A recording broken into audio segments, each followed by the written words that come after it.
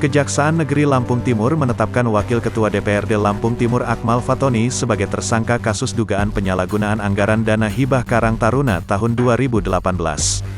Kajari Lampung Timur Ariana Juliastuti mengatakan, Akmal Fatoni ditetapkan sebagai tersangka setelah dilakukan pemanggilan ketiga. Menurutnya, para jaksa penyidik menemukan bukti awal yang cukup atas dugaan korupsi tersebut. Setelah mendapatkan bukti awal permulaan yang cukup atas dugaan terjadinya penyalahgunaan anggaran dana hibah yang diberikan kepada Karang Taruna Kabupaten Lampung Timur tahun 2018 oleh para jaksa dan penyidik, kami menetapkan AF sebagai tersangka, ujarnya, Kamis, tanggal 23 September tahun 2021. Setelah ditetapkan sebagai tersangka, Akmal Fatoni langsung ditahan Kejari Lampung Timur.